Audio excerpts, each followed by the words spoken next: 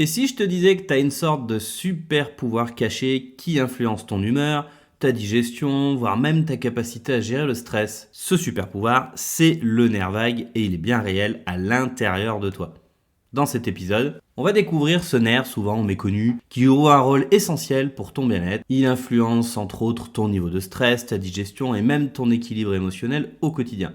Et je vais t'expliquer comment il fonctionne, pourquoi il est si important et comment tu peux le stimuler pour te sentir plus calme, plus résilient et en meilleure forme. Mais avant toute chose, on va faire un petit cours d'anatomie.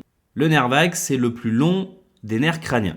Il part du cerveau, il descend dans le cou, il passe près du cœur, des poumons, il va jusqu'aux organes digestifs.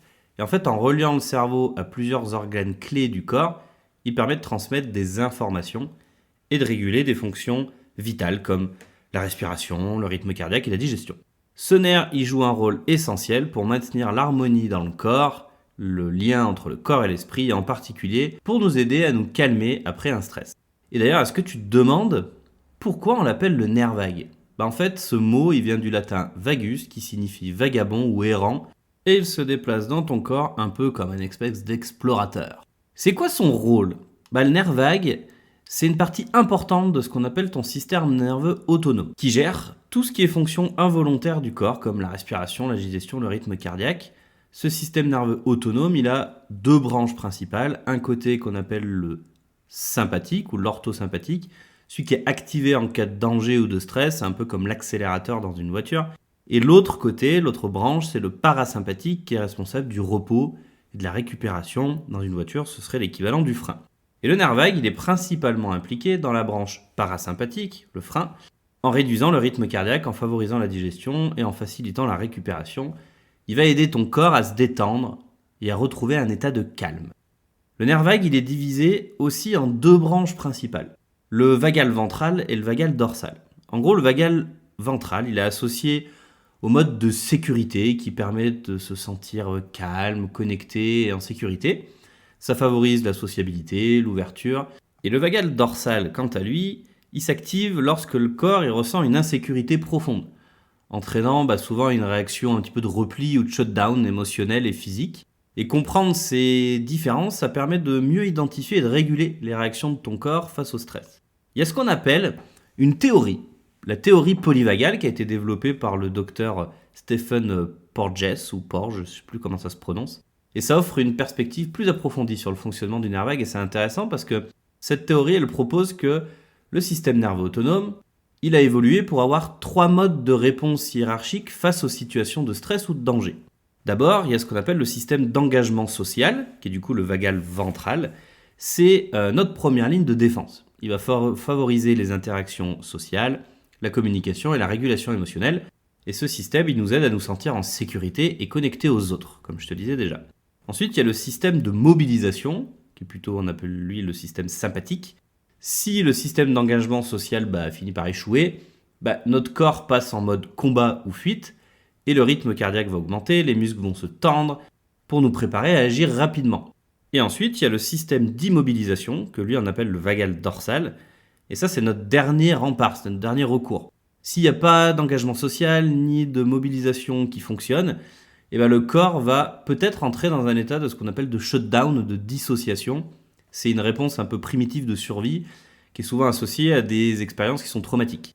Mais ces différents modes d'activation du nerf vague vont influencer grandement notre façon de réagir au stress et aux interactions sociales.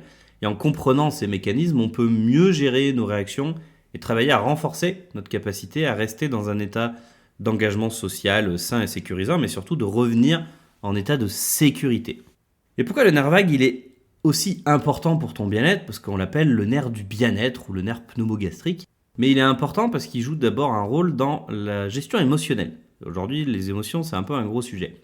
Il joue un rôle crucial là-dedans parce qu'en favorisant la réponse parasympathique, le frein, il va aider à réguler les émotions et à maintenir un état de calme face aux situations qui sont stressantes. Lorsque ton nerf vague il est bien stimulé, il permet de mieux contrôler tes réactions émotionnelles. Ça va réduire les accès d'anxiété, de colère ou de tristesse. Et du coup, cette régulation émotionnelle, elle aide à prévenir les réactions excessives face à tout ce qui est défi du quotidien. Et ça va aider à favoriser un état de sérénité, même dans des périodes qui sont compliquées. C'est ça qui est intéressant.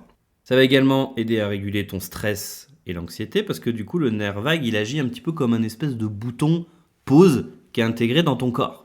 Donc quand tu le stimules bien, ça va envoyer des signaux de calme dans tout ton corps. Il va ralentir ton rythme cardiaque, il va réguler ta respiration, diminuer la tension artérielle, il va t'aider à sortir d'un état de stress, d'un état d'insécurité. D'ailleurs, il y a des études qui montrent qu'il aide à réduire l'inflammation dans le corps, ce qui est quand même vachement bénéfique pour la santé à long terme.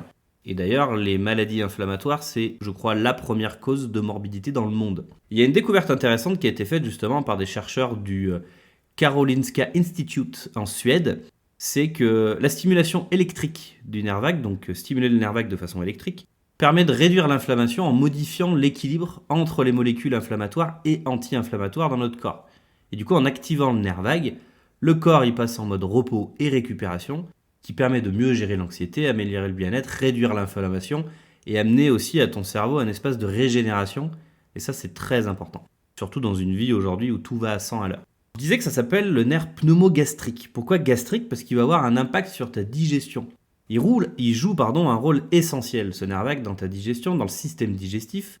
Et d'ailleurs, ton système digestif, on l'appelle souvent le deuxième cerveau, le cerveau intestinal, parce qu'il a des millions de neurones. Tu as ton cerveau dans ta tête, tu as un autre cerveau, c'est ton système digestif, parce qu'il a ses propres neurones, des millions, comme je disais. Et en parenthèse, il y a aussi un troisième cerveau, c'est ton cœur, qui lui a plusieurs dizaines de milliers de neurones. Donc pour moi, du coup, on a 3 cerveaux. Mais là, je vais te parler de ton système digestif. Et ton nerf vague, justement, il relie le cerveau à l'intestin. Et ça facilite la digestion parce que du coup, quand tu vas le solliciter, ça va faciliter la production d'enzymes digestives et également le mouvement des intestins. Il est impliqué dans la production de neurotransmetteurs comme la sérotonine, ton système digestif, c'est l'hormone du bonheur, de la joie. Et d'ailleurs, environ 90% de la sérotonine est produite dans tes intestins. Et quand le nerf vague est bien stimulé, il aide à réguler l'humeur et à soutenir une bonne digestion, une digestion saine. Et un nerf vague en bonne santé, c'est une digestion qui est plus efficace et un moral qui est plus positif. Ton incroyable nerf vague, il a aussi un rôle dans le système immunitaire. Sa stimulation va aider à réguler l'inflammation, comme je disais juste avant. Du coup, c'est essentiel pour prévenir de nombreuses maladies chroniques. Et du coup, en activant ce nerf vague, tu contrôles mieux ton inflammation et t'aides ton corps à se défendre de manière plus efficiente contre tout ce qui est infection et du coup à rester en meilleure santé. Maintenant, tu dois te dire, mais comment on le stimule, ce super nerf vague? Il y a plein de façons différentes de le faire. Il y en a tellement que je ne vais pas toutes te les citer aujourd'hui. Mais je vais t'en citer 3 qui sont très faciles à mettre en place et peut-être déjà que tu fais au quotidien sans t'en rendre compte. Première chose, c'est la respiration. La respiration, il y a un autre épisode de podcast où je parle de la respiration, c'est ce qui te permet le plus simplement d'aller pouvoir bouger tous les curseurs des systèmes inconscients automatiques de ton corps, mais surtout d'aller bouger le fonctionnement de ton système nerveux autonome, l'accélérateur et le frein. Pour stimuler ton nerf vague, du coup la respiration, c'est une technique hyper simple et hyper efficace. Quand tu respires longtemps et profondément, tu actives ta réponse parasympathique, le frein, et tu permets au corps de se détendre. La logique, c'est que lorsque tu inspires, ton système sympathique va s'activer, l'accélérateur, tandis que quand tu vas expirer, tu actives le système parasympathique, le frein. Et un exercice efficace, c'est ce qu'on appelle la respiration diaphragmatique, avec le ventre, où tu vas inspirer lentement en gonflant le ventre, en comptant jusqu'à 3, puis tu vas expirer doucement en relâchant et en comptant jusqu'à 6. Et tu vas répéter cet exercice pendant quelques minutes pour ressentir un apaisement. Il y a une autre technique aussi qui est la cohérence cardiaque, peut-être tu connais déjà, mais si tu ne connais pas, je t'invite vraiment à la pratiquer. C'est une respiration incroyable qui devrait être donnée en tête d'ordonnance chez le médecin pour n'importe quel problème. Ou en gros, c'est une respiration circulaire où tu vas inspirer sur 5 secondes par le nez, puis expirer sur 5 secondes par le nez ou par la bouche. On inspire toujours par le nez et l'expiration bouche-nez, c'est comme vous le souhaitez. Et vous faites ça pendant idéalement 5 minutes. Et cet exercice, il va te permettre d'équilibrer les systèmes de ton corps, stimuler ton nerf vague, et quelques minutes par jour suffisent pour réduire le stress et améliorer le bien-être. Deuxième façon de stimuler le nerf vague, naturellement, c'est l'eau froide. C'est un moyen hyper efficace pour stimuler ton nerf vague. Donc, soit tu prends des douches froides, ou sinon, c'est plus sympa, tu peux plonger le visage dans de l'eau froide. Et ces deux techniques, ça active presque instantanément le nerf vague. L'eau froide, en fait, elle déclenche ce qu'on appelle le réflexe de plongée, qui va ralentir le rythme cardiaque et va stimuler la réponse parasympathique, le frein, et ça va aider le corps à se calmer et à régénérer le système nerveux. Du coup, pour commencer en douceur, je te propose de terminer une douche à température normale par 10-30 secondes d'eau froide, où tu peux appliquer un gant bien froid, d'eau bien froide sur le visage ou le cou. Et en fait, c'est juste ces petits gestes-là, ça peut avoir vraiment un effet significatif sur ton bien-être.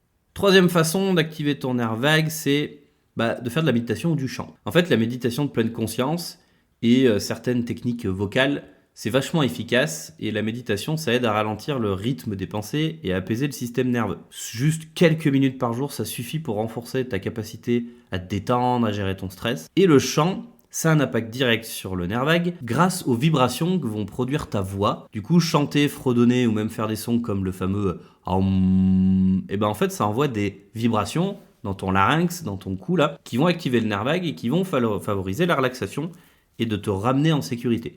Et le chant, en plus, ça peut stimuler la production d'endorphines, une des hormones du bien-être, ça va du coup améliorer ton humeur. Et si tu intègres un peu de méditation ou de chant dans ta journée, ça peut t'aider à stimuler le nerf vague et améliorer ton bien-être global. Alors je t'invite dès maintenant à chanter sous la douche ou chantonner dès que tu peux, fredonner ou en faisant des méditations, de faire des voilà, juste quelques minutes, plusieurs fois par jour et ça va t'aider à revenir plus régulièrement en état de sécurité. Je voulais faire un petit rappel par rapport à tout ça sur l'importance de l'accompagnement. Parce que ces techniques, elles sont efficaces pour stimuler le nerf vague, mais il y a certaines situations qui nécessitent quand même un accompagnement personnalisé. Parce qu'en cas de stress chronique ou de troubles digestifs qui sont persistants depuis longtemps, ou d'anxiété qui parfois est difficile à gérer, de crise d'angoisse, consulter un professionnel, ça peut vraiment apporter un soutien précieux. Et d'ailleurs, ensemble, on peut explorer des techniques qui sont adaptées à ton cas, 100% personnalisées, et d'élaborer un plan sur mesure pour réguler ton système nerveux et retrouver plus de sérénité et de sécurité. Mais je t'invite, pourquoi pas, à commencer dès maintenant déjà, en testant ces petites techniques que je t'ai proposées au quotidien, que ce soit la respiration profonde, l'eau froide, le chant, de prendre le temps d'observer les effets que ça a sur ton bien-être au bout de quelques jours. Et si tu souhaites aller plus loin ou que tu as besoin de conseils supplémentaires, je suis là pour t'accompagner sur ce chemin avec des méthodes adaptées à tes besoins spécifiques, comme je te disais. Parce que du coup, prendre soin de son nerf vague, c'est prendre soin de son équilibre émotionnel et de sa santé de manière globale. J'espère que ce sujet t'aura plu. Ça faisait un moment que j'étais pas revenu faire un petit épisode de podcast. Ça faisait quasi 6 mois parce que j'ai eu besoin de faire une petite pause sur tout ça, de remettre un peu de sens sur certaines choses, de voir comment j'abordais les sujets, etc.